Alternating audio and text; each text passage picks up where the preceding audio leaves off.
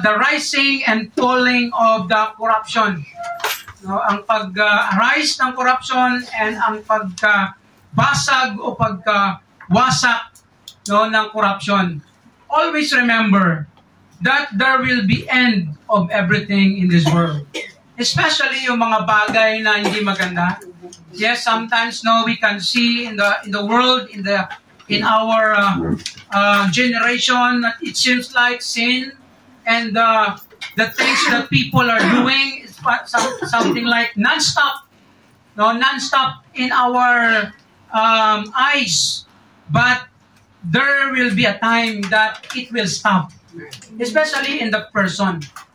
Because tao tayo, wala namang nagiging bato sa mundo na hindi mamamatay. All of us will die. Whether you are good or bad, Christian or not, we will experience death, and that's the end of the corruption if there is. And sometimes, along the way, God is changing the situation sa buhay natin. Kaya, still we can rely on the works of God sa buhay po natin. Whatever is happening, we can still depend on God because He is the one who is sovereign and has the authority over all sa mga nangyayari sa mundo natin. So, in our context as Christians, sometimes nangyayari po yun ang mga hindi magandang bagay, especially in the series of messages that we have in the book of Nehemiah. So, last time we talked about corruption in the community, na talagang ang mga enemies nila nandun na kasama nila, namumuhay sa kanilang community. Corruption in the temple, ang temple na infiltrate of the enemy like Tobiah, na nandun na siya naka-stay, naging VIP siya, sa temple courts, nabigyan siya ng tawag dito, yung parang kanya-nyang personal na lodging house ni Tobiah. So that was an corruption in the temple under the leadership of ng priest. So saan pa tayo? Corruption in the tithes. Makikita din natin doon na merong problema sila sa kanilang practice, especially sa mga command ng Panginoon, na kailangan nilang magbigay ng tithes from their salary or from their income or even their business. So that's the commandments of God that they were neglected or rejected in their life. So they were rebuked, they were restored as well by Nehemiah. So that's what our message last Sunday. Medyo mabigat po yun. Especially sa mga bago na Christian na hindi pa masyado naintindihan ang Christian life, o sa mga matagalan na Christian na parang hindi pa rin napapractice ang tithing or giving. So mabigat po yun. So kaya it's really a matter of humility and sacrificial heart to follow the guidance and guidelines of the Word of God. So kaya po that's our encouragement. And corruption in the tradition, especially in the Sabbath day that they have as a Jew and as a command of God to keep the Sabbath day holy without anything to do, especially yung mga personal, business, whatever, hindi mo dapat gawin yon. You need to take a rest, take time, to focus on God and worship on God. That's Sabbath day for the Jews. And that must be our practice as Christians. Nabibigyan natin ng time ang Panginoon sa buhay natin. We need to have focus in worshiping God. And when in times of gathering, we worship God, look unto Jesus. Wag na natin pansinin kung anumang mga maybe nakikita natin na interruption. So just look unto Jesus. Focus on worshiping God on that time or day na binigay ng Panginoon. So, understood lang yon sa mga tao na may trabaho. So, but they can still worship God by their own or personal way. So finally, in the last message natin na nangyari na corruption, problema na nag-arise, was the corruption in the relationships or relationship. No, nagkaroon ng problema in the area of making relationship or intimate relationship with non-believing or non-Jews. And very clear in the Bible, the command of God to them is do not equally yoke or do not marry or have an intimate relationship to the pagan people. No, when say pagan, ang tawag po dyan ang ibig sabihin dyan, mga non-Jew or non-believing Jew. Mga tao pala, non-Jew, non-believing to the Jewish belief, especially sa ating Panginoon. So sabi ng Panginoon, huwag kayong mag-asawa, makipagrelasyon sa mga hindi katulad sa inyo. So God is so strict, and serious to command that because there is a reason or there are reasons behind it. Kaya po, yan po ang sinasabi ng Panginoon, and they neglected it or rejected it. So yan po ang nangyari na corruption when Nehemiah was away. So sa anong paraan? Number one, you can see in our outline there, by engaging in a wrong relationship. Ibig sabihin, nag-engage sila, nakipagrelasyon sila sa hindi dapat at hindi karapat-dapat ng mga tao. In the presence of God, in the perspective of God, and the command of God, not to marry those people. And that is the principle also that we can see in our even in our generation. So let's go first in the passage. So Nehemiah chapter 13 verse 23. Ano sabi diyan? Sabi ni Nehemiah, another corruption that arises. In those days also saw I Jews that had married wives of Ashdod, of Ammon, and of Moab. So kung titingnan po natin, ito po mga na-mention nito yung mga itong mga pagan people. Pag sinabi mong pagan, ang ibig sabihin po yun yung mga hindi Jew at mga hindi believer. Kasi pwede ka ma-convert sa Jewish belief eh. And pag na-convert ka sa Jewish belief, hindi ka mako-consider na pagan. Kasi pag sinabi mong pagan o pagano yung Tagalog, na-ascribe po yun sa mga tao na hindi naniniwala talaga sa Diyos. Especially sa Diyos na meron tayo sa Bible. Ang tawag ng ang Diyos ng mga Hudyo. So sila yung mga pagan. So ang command ng Diyos sa kanila, wag na wag kayong makipag-relationship o magkaroon ng relationship sa mga tao na yan. Specifically, ito sa mga Moabites, nakalaban sila eh. So ayaw ng Diyos. So ano ang reason dyan? Because marami pong mga principle makikita natin sa Bible, bakit ayaw ng Diyos sila makipagrelasyon sa mga non-believing people, because there's a reason behind it that we will consider later. So, by engaging in a wrong relationship, ano pong ginawa nila dyan na makita sa verse? Marrying the unbeliever. Hindi mga mananampalataya katulad nila. I believe na sa time nila, pwede silang mag-asawa na mga hindi man sila Jew, pero na-convert. Kasi pwede silang, ibang tao magpa-convert sa Jewish, maging, sila sa tradition and practices, and when they believe the God of the Jews. For example, si Rahab. Hindi naman si Rahab Jew eh. But you know what? In the Bible, she was recorded as part of the lineage ni Jesus Christ. Na-consider po siya as in the family line ni Jesus Christ, and ginamit siya ng Panginoon. Because Rahab became a believer in her time. So that's why we can see, or we can say that it is acceptable before God. But to those who are non-believing, unbeliever na term or na mga tao, hindi dapat. So that's what the command of God to them. Especially sa mga Jew and even sa atin, New Testament, we'll consider that later. So sabi dito, kaya nagbigay dito si Nehemiah ng illustration. Now, verse 26, jump po tayo muna. Sabi dito ni Nehemiah, did not Solomon, king of Israel, sin by these things? Anong these things dyan? Yung pag-aasawa ng mga pagan, no, women.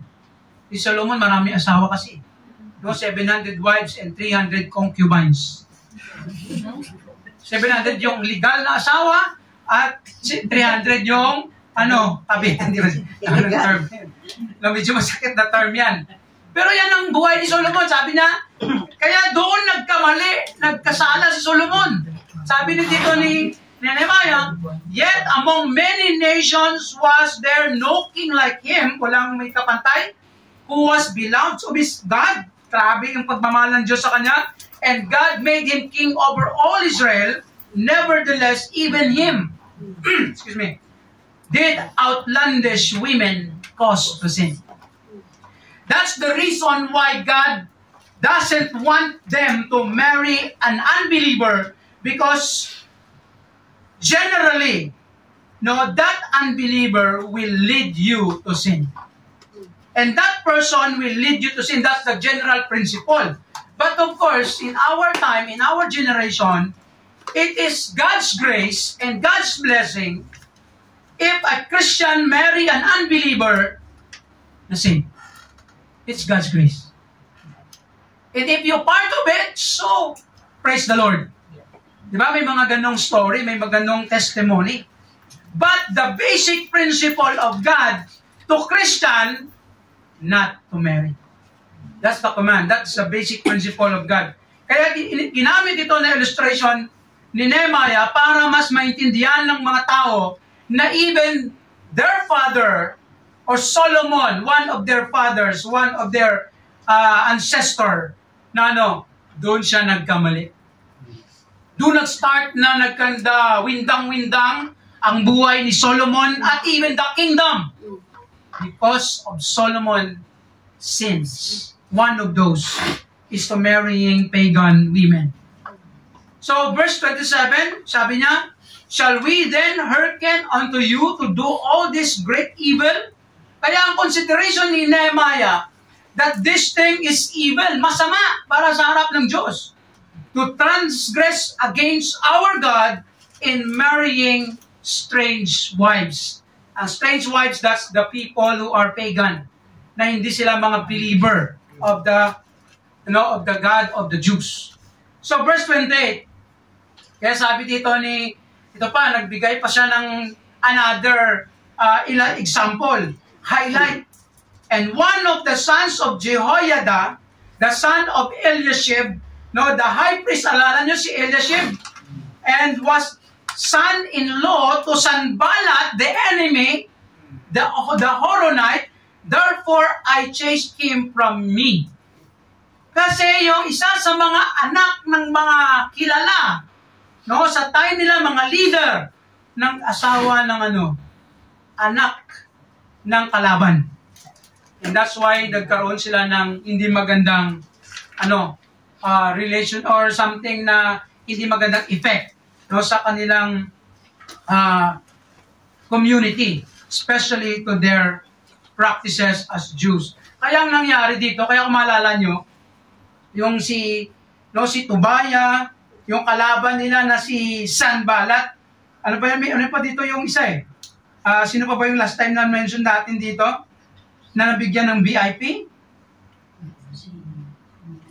I think si Tobaya. Isa sa mga kalaban, si Sanballat, si Tobaya, partner po ito. Kaya si Tobaya nabigyan ng VIP because nagkaroon na sila ng intimate relationship with the enemy, and that's part of the corruption that they experience. So yun po ang nangyari na mali sa time nila. Kaya ganun din sa Malakay. Kaya kung maalala nyo, si Ezra, si Nehemiah, and Malakay, magkasama po yan sila sa kanilang generation. Contemporary sila yan ng mga prophets or ng mga leaders. Kaya sa verse 11, chapter 2 ng Malakay, ganun din yung sinabi ni Malakay. Judah hath dealt treacherously, and an abomination is committed in Israel, in Jerusalem, for Judah hath profaned the holiness of the Lord which he loved, and hath married the daughter of a strange God. When we say daughter of a strange God, yan po ang identity ng mga women na unbeliever in the God of the Jews and believer in the gods. No, ang mga strange gods na sinasabi, mga idols, no, mga Diyos-Diyosan. Kaya na-describe sila dito na daughter of a strange God. Kasi nga hindi sila believer. So that's why dinescribe yan na abomination, no, they profane the holiness of God, no, sinira nila, dinumihan nila ang description, the nature and identity of God and His people. And that's why, no, it is a corruption. That's why it is sin in the presence of God. And that is also reality in our life. Kaya nakakalungkot yan no, sa mga Christian na genuinely true Christian and they marry an unbeliever. Yes, there are grace, there are testimonies that those believers who marry unbeliever later on na saved. Yung mga ganon. Right? And that's God glorifying. But the sad thing is, that's only few percent. Maliit lang po yun. Majority of the percentage that marry unbeliever, ano nangyari? Na carried away into the way of the unbeliever. Yan ang problema. And you know what? Okay lang. Praise the Lord. Pag na-win at nadala sa Panginoon yung asawa o husband ng believer. But the problem is, if not, until he or she dies, you will suffer for life. It's a suffering. Why? Grabe yan ang conflict eh. No? Yun ang ibig sabihin. Actually, we will consider later on ang mga consequence. So, yan po ang reality na nangyayari. Kaya as much as possible, the advice for the single people, no, choose a believer.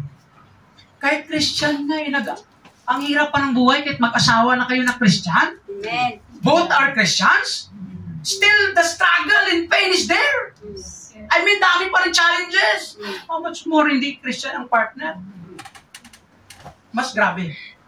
Sa mga bago na Christian, may asawa na. The grace of God will be with you. No? Kasi sabi nga ni Paul, ang kanyang argument there sa Corinthians, sa mga mag-asawa o sa mga nag-Christian na may asawa, na before pa lang sila nag-Christian, no, na sanctify na ang asawa mo. Ibig sabihin, hindi man sila saved, pero parang kasama na sila sa blessing mo as a Christian.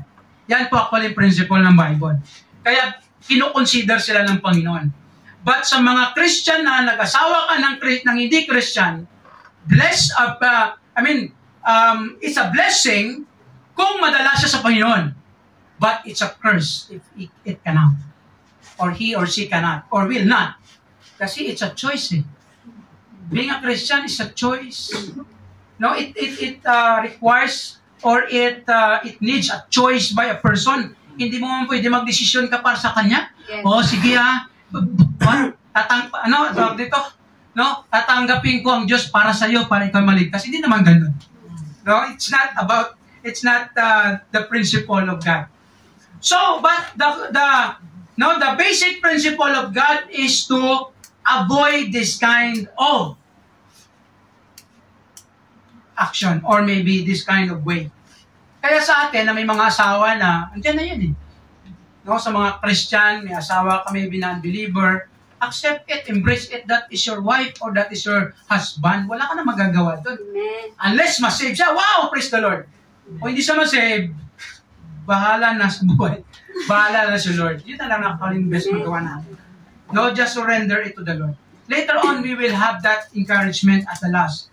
And not only marrying the unbeliever, but also mixing with unbeliever. One thing, no, is marrying, that's one sin, na nagpakasal ka o nagkaroon ka ng intimate relationship with unbeliever, and it's another thing to live alive like them. Mayroon namang mga Christians na maybe nag-asawa sila ng unbeliever, but nagkasalan sila doon, but nireconcile nila sa Diyos yan at nagpatuloy sila sa kanilang Christianity. May mga ganun. And that's the thing, I think the right thing that you can do. Kung na-fail ka man from the past, settle it and then just go and live for God sa Christian life. It can be. But it's another thing na sumama ka na talaga sa buhay niya. No, that's another thing. That's another worst thing. Kaya ito nangyari, they mixed with unbeliever. Talaga ang buhay nila, hindi na talaga para sa Diyos, but para na sa sa kanilang asawa maybe, o sa mga tawag nito sa ginagawa nila, sumama na sila. Hinayaan na nila ang buhay nila as married couple and even as family, they let go or they allowed everything to their family. That's the problem. Kaya po it must be settled. So that's the corruption and the problem of these people. Kaya ito yung principle natin sa New Testament na sinasabi din ni Paul sa 2 Corinthians 6:14. Let's read together, begin. Be ye not equally yoked together with unbelievers. For what fellowship hath righteousness with unrighteousness? And what communion hath light with darkness? Wala talagang unity, wala diyang oneness in that relationship. Even though pag ikaw ay nag-asawa, pag ikaw ay may asawa, one body na tayo sa Panginoon. Pero ang problema doon, there will be a great conflict. That's why ang advice ng Bible, don't or you must not equally yoke together with unbelievers. Intimate relationship, I think that's the basic principle na sinasabi dito. Na huwag tayong magkaroon ng intimate relationship na kasi makakasira or masisira ang buhay mo. Although yung iba nasisave pa by God's grace, nadala pa sa Panginoon, but sad thing or the majority hindi talaga nadala, sila ang nadala sa kasamaan. And that's the very, very sad thing for Christian. Kaya, there will be consequences in that area, pero later on we will have that. Okay, let's take this note. God is holy, and He doesn't want His people to have intimate relationship with the people who believes in other gods. Always remember this. Konti na lang naman ang single dito. Therefore, Christians must be aware and beware of the influence of unbelievers and making relationship or close attachment with them. Yan po dapat natin laging isipin, tandaan natin. Na kailangan tayong maging maingat sa mga communication or intimate or attachment natin sa mga hindi Christian. Especially, pag sa mga singles, pag ikaw ay nag-aangad na mag-asawa, choose and prioritize Christian. Yung iba pa nga, yung iba pang mga advice, hindi lang basta Christian. Christian na talagang faithful din sa Panginoon. Willing to serve God, willing to sacrifice for God, willing to be with you in the ministry because it will help you a lot. Kasi alam niyo ang buhay sa relationship, hindi madali. Oo, hindi yan parang pag nag-asawa ka, parang fairy tale. No! Don't think about it. Kahit kami ng mga pastor, lahat ng mga pastor, pwede, narinig ko, mga kilala ko, nagsasabi din. No, kahit kami sa amin ng mga pastor, hindi rin perfect yung relationship namin na parang fairy tale na. No, there's still many arguments, many differences that we need to overcome. Andiyan yung asawa ko nakikinig. Minsan, alam mo yun, parang that's part of life. No, hindi po madali.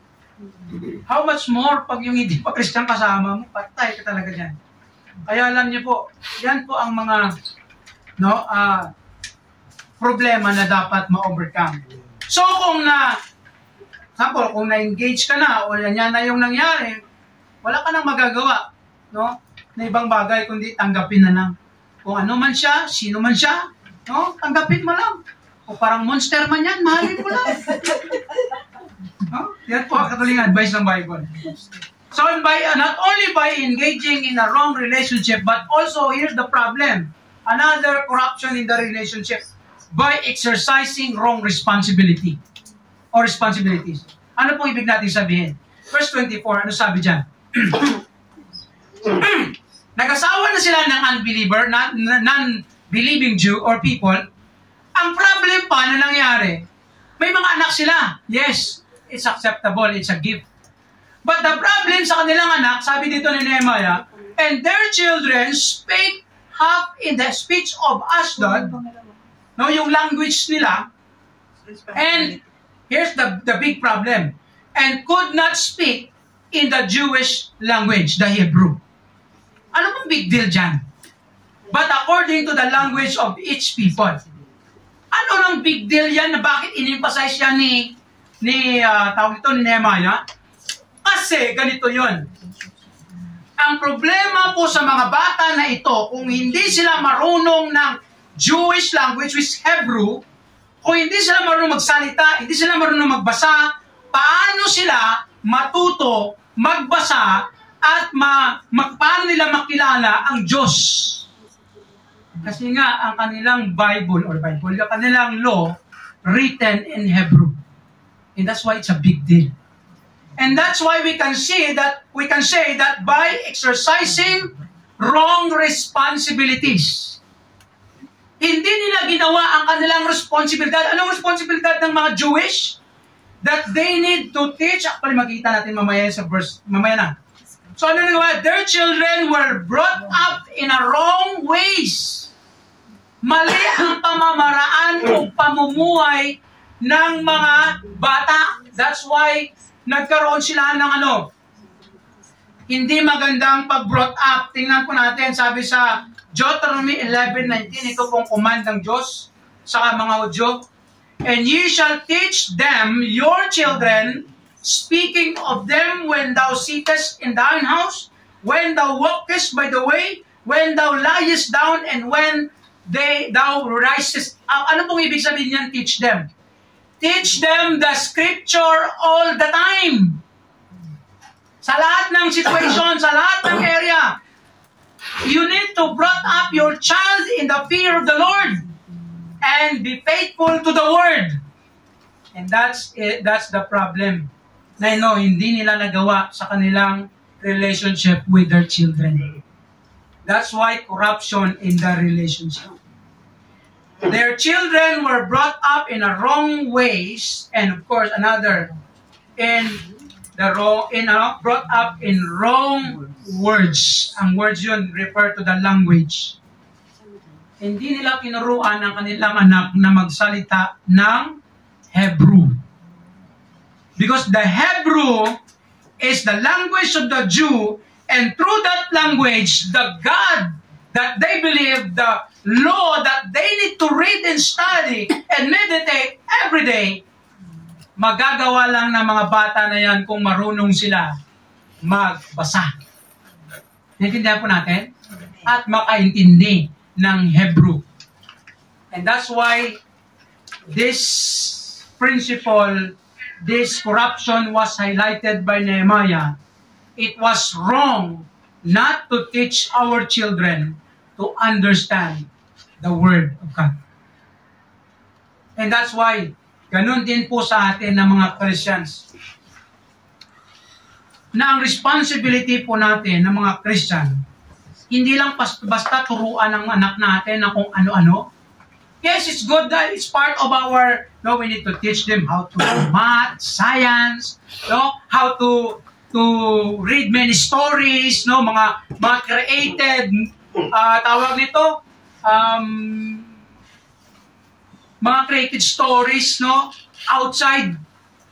But first and foremost, we need to teach them how to read, even understand the Word of God.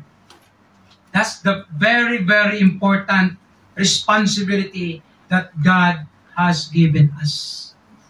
And that's why, no, we need also to consider, to give importance on this kind of relationship.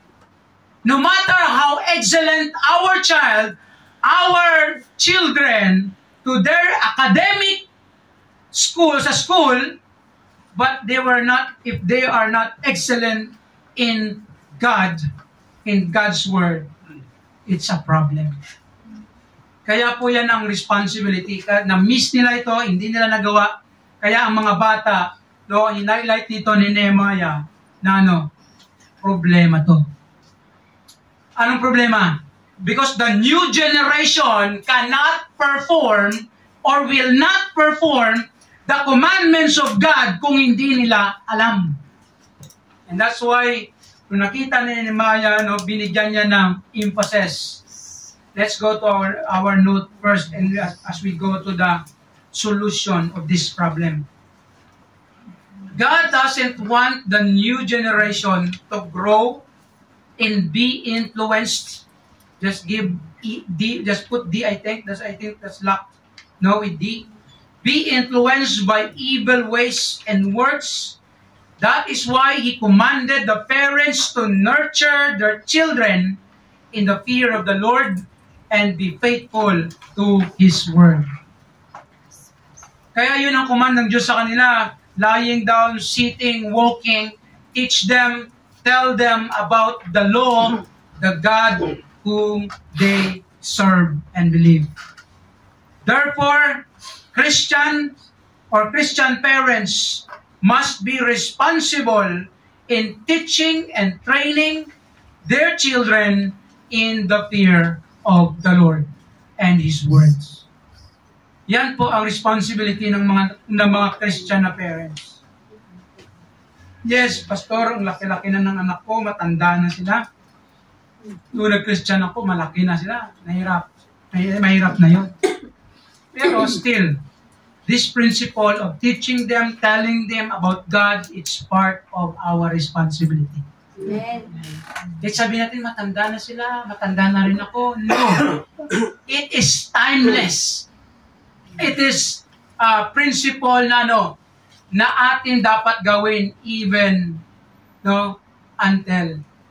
as long as we are alive. It is the responsibility of parents. Because hindi po ito nagbabago. Children must be influenced by the Christian parents. And finally, the solution of this problem. Ano po ginawa ni Nehemiah dito?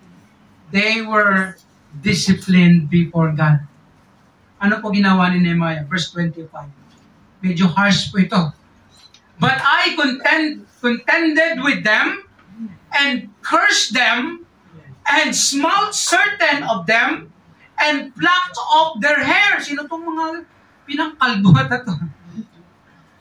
Plucked off their hair.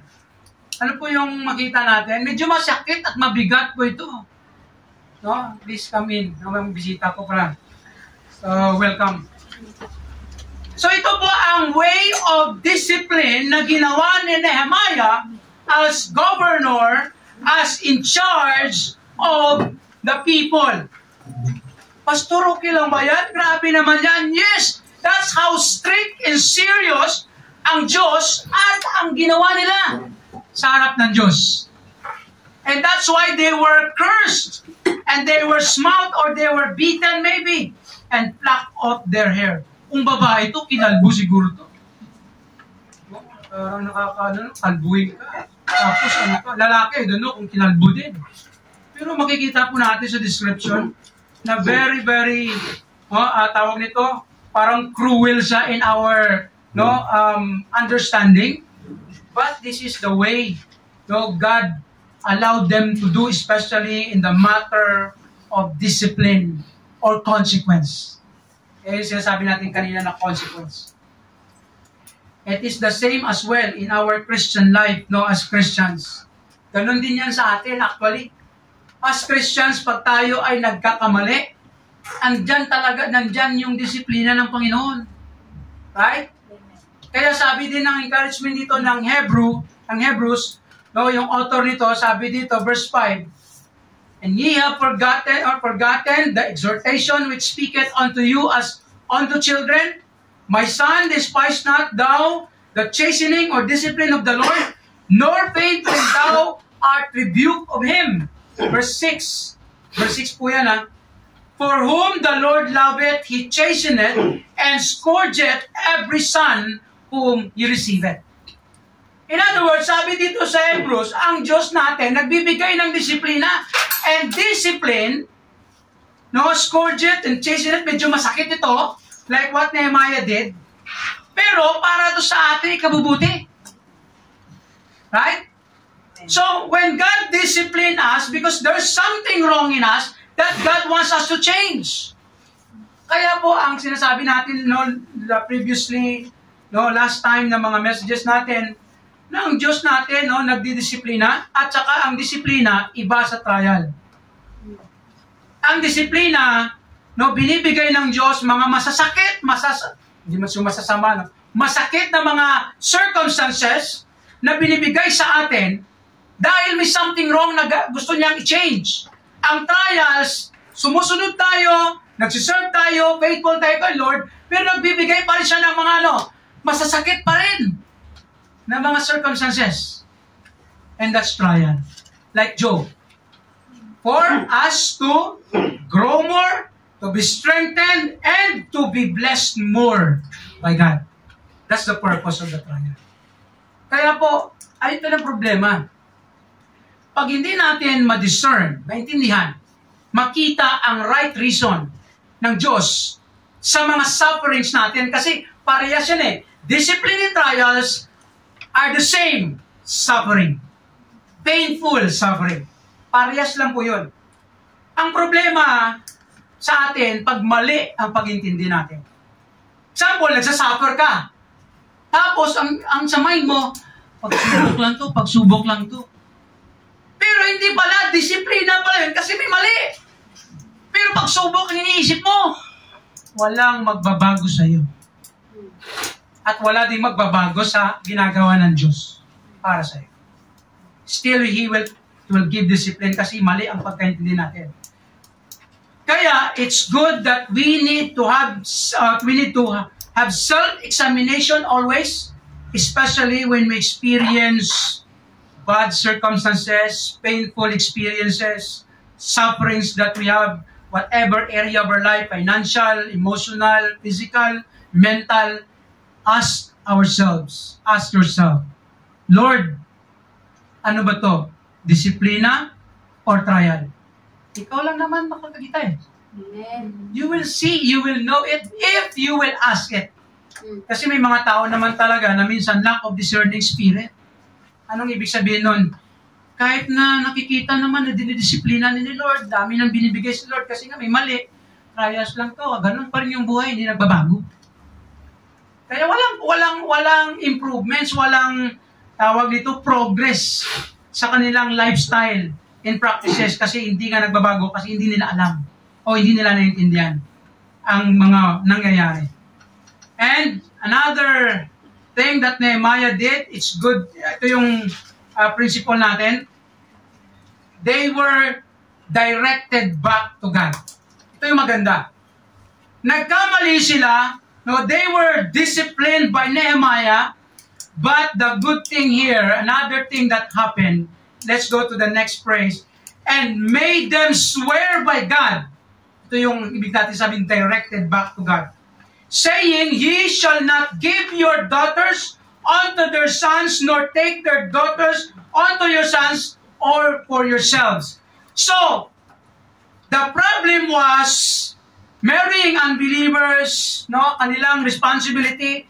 Kaya sabi ni Nehemiah dito, pinabalik sila ulit, balik sa pag-commit, no, pag-surrender sa Panginoon na hindi na nila gawin ito ulit.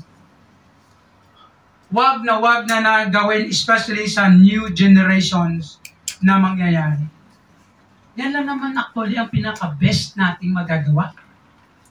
Pag tayo ay na-fail in certain area in the past, no, na-fail ka, the best solution of it, no, kung may disiplina ang Diyos, accept it, embrace it, and reconcile it before God, and restore your commitment to God. Dedicate or rededicate again your life to God. Swear again by God. That's what Nehemiah did. So, made them swear by God. Ano ba ito? Pinersa sila ni Nehemiah? I don't think so. They were disciplined, and they were encouraged, no, and they were commanded, no, to return to God, swear, or even commit themselves again to God, not to follow and do it again. That's the best thing that we can do. And here's our final note, no, in that area. And I want you to think of this. Wrong choices always have bad consequences as God's discipline. Pag mga mali ang mga choices natin in life, may talaga, rest assured, may consequence yan.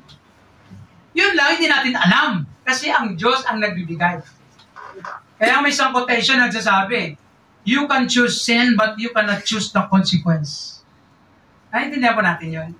Tayo nagpipili, makapagpili tayo kung anong gustong kasalanan, pero ang consequence, hindi natin mapipili yan. Because ang Diyos ang nagbibigay niyan.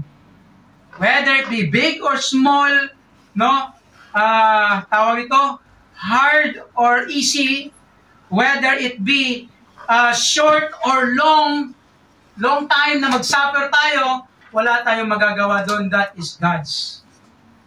But if we repent and turn back to God, no matter how painful the consequences are, God will heal us and restore us for His glory. There is restoration in every painful experience. There is restoration in every wrong choice or choices natin. Always remember, if we failed from the past and reconcile it or return to God, no, babalik tayo sa Panginoon, may promise